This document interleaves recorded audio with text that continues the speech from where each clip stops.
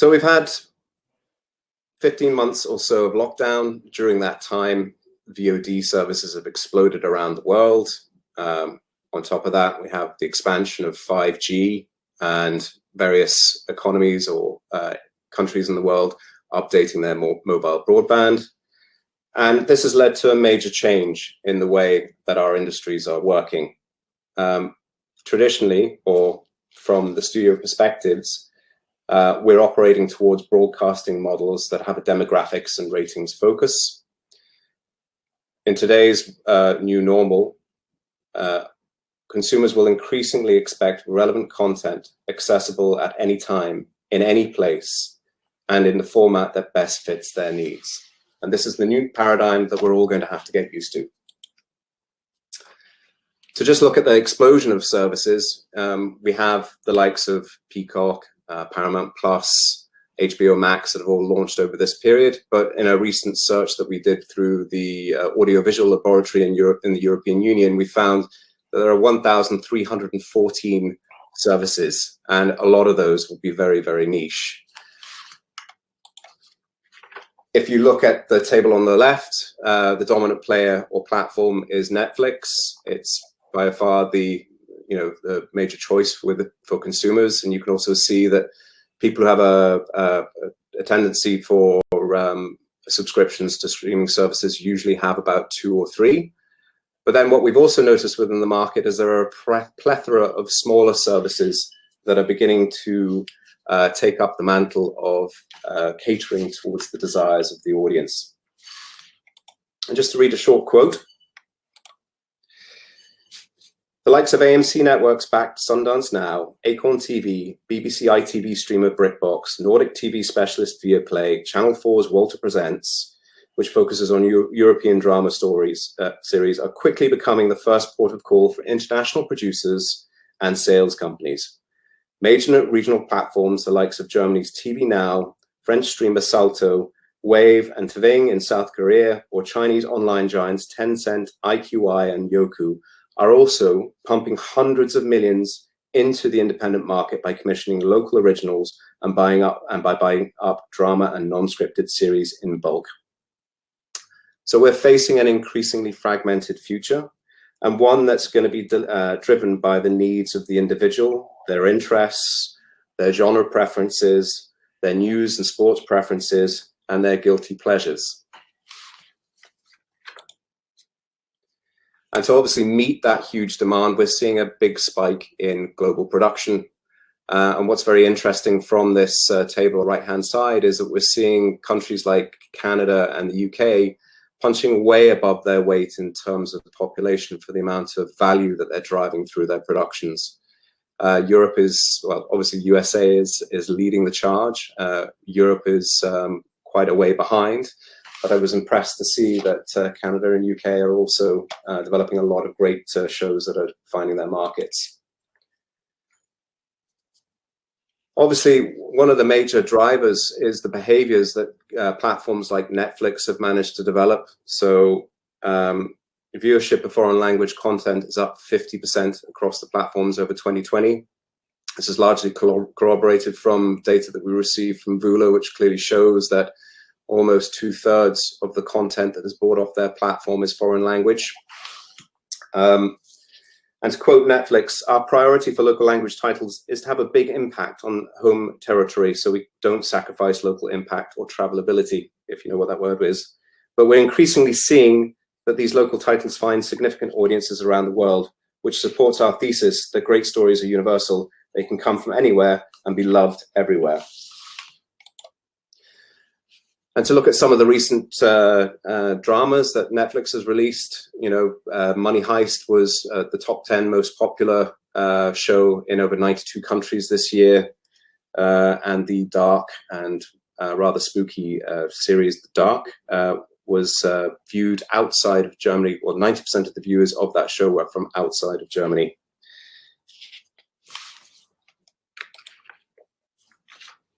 Put the numbers for Dark into some kind of contrast with other hit European shows. As you can see on the left-hand side from the data that's been released by Parrot Analytics, Dark was a major hit. when we compare it to the likes of Stranger Things, Castlevania, and Mindhunter, we show that the series is also doing well. It's obviously not as well as things like Stranger Things, but it does show a trend that European content, particularly in foreign languages, is doing very, very well. So who are the buyers? Well, the problem is there's not much data out there. Outside of the major platforms that are spending gargantuan sums, we've managed to locate that around $66 billion will be planned to spend by 2026 on these niche markets, which I think is a great opportunity for content producers, but also for the buyers. And it's not just niche content. What we're finding is that the mid-tier movie is making a rise again within the film models. So Hollywood and Netflix are beginning to, I think, to focus more on mid-tier films that have always struggled in the theatrical models of the pre-COVID landscape. And down below, you can see the numbers that Netflix recently reported on for these shows. So yesterday generated 62 million views, which is quite incredible.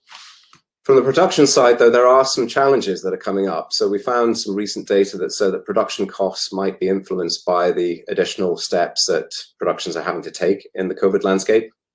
What's quoted in the article is between 10 and 20% additional fees.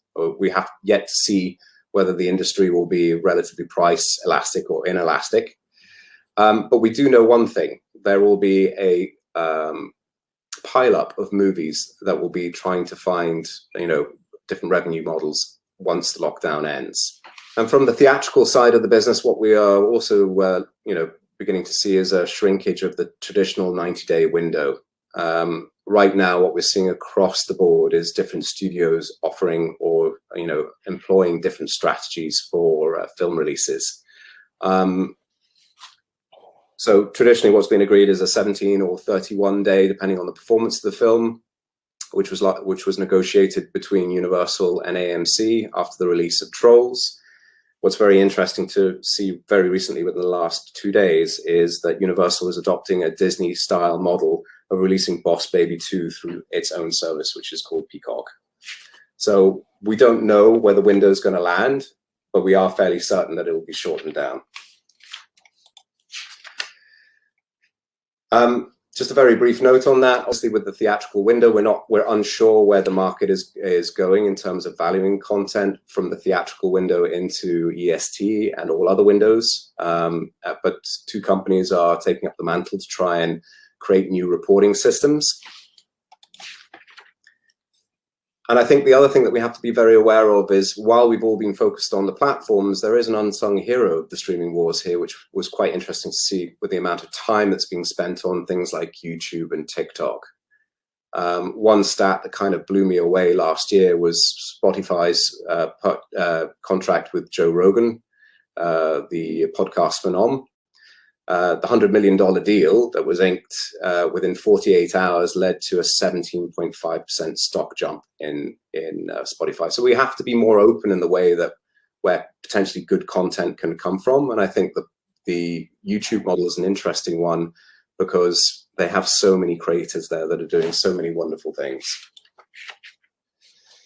After the pandemic, obviously, there will be a big question around churn. The table on the left clearly shows the churn rates that services are experiencing right now. Apple has the highest churn rate at 15%. Netflix is low at around about 3.5%, and the average is around about 6%. It'll be very interesting to see how these things change because, as Sarah Jones said in a recent interview, we've seen the biggest percentage increase in viewings between 2 and 3 p.m. on weekdays. On demand was up by 57%. These daytime viewing increases are more pronounced midweek, with Thursday seeing the overall largest increase in VOD viewing. Well, what that means is at the end of the pandemic, and as people move back into the offices, these peak times are not going to hold. And it's going to be very interesting to see how services differentiate themselves in order to reduce churn. To quickly look at the subscription services, what we are seeing across the board is a general increase in the number of subscriptions that people have taken during lockdown. And with the limitation on people's wallets, the recent data that came out from Simon Murray was that we will be down to about 2.14 subscriptions by 2026. And obviously that leaves the door open for fast or AVOD models of the future to pick up that slack. We're all working within the industry, and also our audiences face a massive problem with discovery. It's the major challenge of all acquisitions work. It's also the challenge of audiences to find that content once someone has bought it and put it on a service. Global content industry is spending somewhere in the region of $240 billion per year, and that's growing, as we've seen from previous slides. But the ways that we transact around content hasn't met this new demand and met this new rigor that's required for foreign content. So we're still seeing very, very high transaction costs in the region of 35 to 40%, perhaps even higher, when we factor in the trade shows and everything else that is done in order to network that content. The good news is there are plenty of new services that are cropping up that are doing very interesting things in order to help bridge that gap. I took a quick look on Product Hunt the other day and found that there were a plethora of national services out there that were helping the audience. The interesting thing with that balance is, we'll just show a quick video here. All right. To just describe this slide quickly, because the video hasn't uploaded into the file. There are numerous services out there like RealGood, PlayPilot. What they're doing is aggregating content for audiences. With that content repository that they have, they also are able to track exactly what's in each service, which allows people who are working on acquisition teams to quantitatively see what is available within their market and what has been snapped up by other services. So if you see this video here, I've selected comedies and I've looked at two different services, Viaplay Rent and SF Anytime. This is a service that's located in the Nordics, and I can very quickly see which shows my competitor has, which will allow me to make my buying decisions a little bit more wisely if I'm looking to differentiate myself.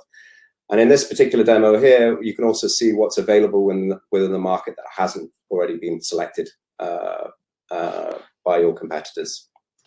We've spoken very briefly about quantitative tools that are out there. I know Gracenote, Whip Media, and all these other companies are doing very, very interesting information and research around that. I think it's a field that's growing quickly. On the other side is the qualitative research, which is more the theme-driven marketing research that can be put into helping you locate titles. So we recently conducted a survey for a sales house in France that had taken on titles from Hosoda, the famous Japanese anime director. They were looking to market Bell, his new release. Using tools like Brandwatch, we were able to identify the audiences. The largest audience volumes were in markets like US, France, Spain, and Brazil. The secondary markets were Indonesia, UK, and Australia, and Russia. This was to help them identify where they took the content to and which buyers they would approach in each of the markets. And from that study, we were able to also define what the audiences looked like or comprised of. So that demographics data, in this case, the Hosoda analysis for Bell identified that 61% of the audiences would be male, 39% female.